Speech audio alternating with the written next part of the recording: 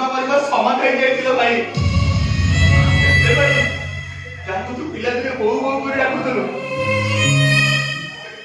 ତୋର ସେ ବୋଉଟା ନ ଖାଇ ନ ପିଇ ନ ଶୋଇ ଗୋଟେ ରୋବଡ଼ି ଗୁଡ଼ି ଆଉ ତୁ ଭାଇଟାକୁ ଢୋଲଟା ବାହାର ପକେଇଥିଲେ 10 ମାଇଲ ଜାତୀୟ ବୁଢା ରଙ୍ଗିଆ ବର ଉପରେ ଚଢି ବୁଢା ବୁଢି ଯାଏ।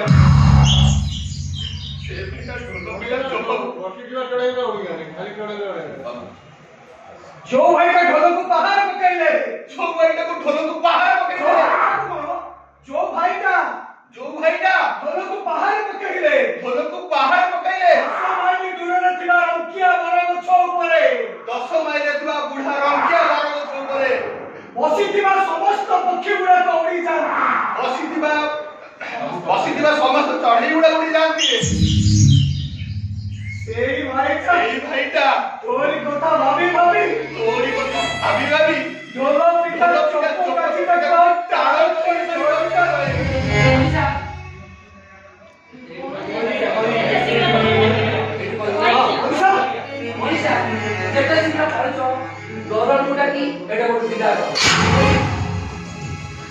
ଗରିବ ପିଲାକୁ ଏତେ ସମ୍ମାନ ଦେରେ ଭାଇ। ଦରବାର ଡାକିବା ଦରକାର ନାହିଁ କି ମତେ ଏଠୁ ବାହାର କରିବା ଦରକାର ନାହିଁ। ଆରେ ମୁଁ ଆପେ ଚାଲିଯିବି। ସତ କହୁଛୁ ନା ଭାଇ? ଯଦି ଏଇଟା ପୁରା ତୁ ଖାଲି ହାତରେ ଫେରିଯାଏ ଆମେ ସମସ୍ତେ ବାସ୍ ହେଇଯିବୁ। ଆରେ ତୁ କଣ କେମିତି ଆସୁଛି ମୁଁ ଆମେ ସମସ୍ତେ ଆତ୍ମହତ୍ୟା କରିଦେବୁ। ଆତ୍ମହତ୍ୟା କରିଦେବୁ।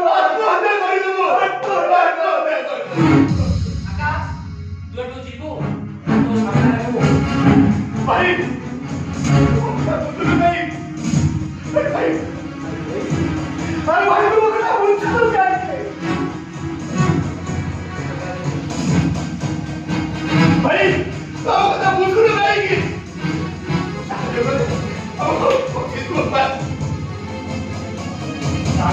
କାଲି ଆମ ଘର ନିଲାମ, ତୁ ଯଦି ସାହାଯ୍ୟ ନ କରିବୁ କାଲି ସକାଳେ ଆମ ଘରଟା ନିଲାମ ହେଇଯିବ ଭାଇ। ନିଲାମ ହେଇଯିବ। ଏକଥା ବୁଝୁନୁ କାହିଁକି? ଯିବୁ ତୁ ଜାଗାରୁ ଯିବୁ ନା ତୁ ଜାଗା ଯିବୁ ନା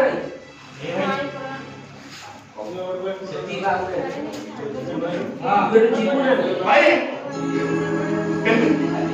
ଏମିତି ବଦଳି ଯାଆରେ। ତୁ ଏମିତି ବଦଳି ଯାଆରେ।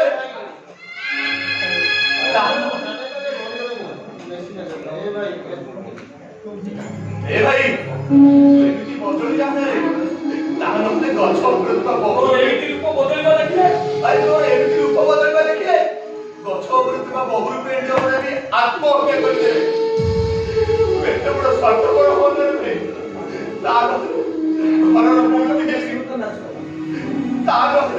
ଘରର ମୁରବି ଦେଇକି ସାନ ଭାଇ ଜଗା ବଡ ଭାଇ ବଳଭଦ୍ର ତତେ ଖାଲି ଅନୁତାପ ଦିଆରେ ଦେଖିକି ଜଳିବେନି।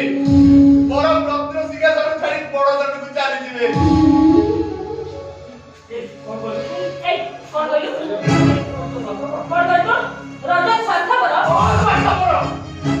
ସ୍ୱାର୍ଥପର ହେଇନଥିଲେ ଯୋଉମାନଙ୍କର ଘର ଘରେ କାଲି ସକାଳେ ଦିନ ହଉଛନ୍ତି, ଯୋଉମାନେ କାଲି ସକାଳେ ଦାଣ୍ଡରେ ଭିକାରୀ ହଉଛନ୍ତି, ଏଇଟା ଖାଲି ସ୍ୱାର୍ଥପର ନୁହଁ, ବରଂ ଏଟା ବେଇମାନ।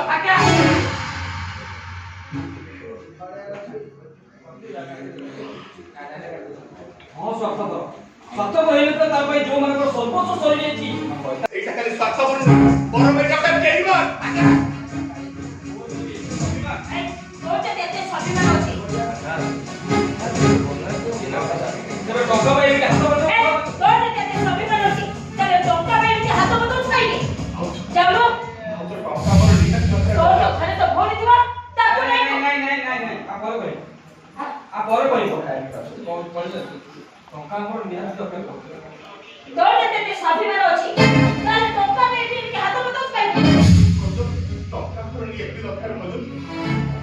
ଯଦି ଟଙ୍କାଟେ ତୋର ନିହାତି ଦରକାର ଅଛି ତାହେଲେ ଯାଉନ ଘରେ ତୋର ବଢିଲା ଭୂମି ଥିବ ତାକୁ ନେଇ ବେଶ୍ୟାଗୁଡା ବିକ୍ରି କର।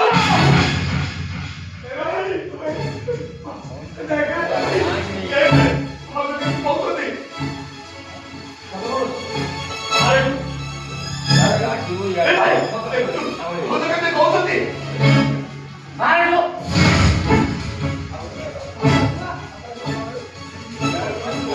मारे दो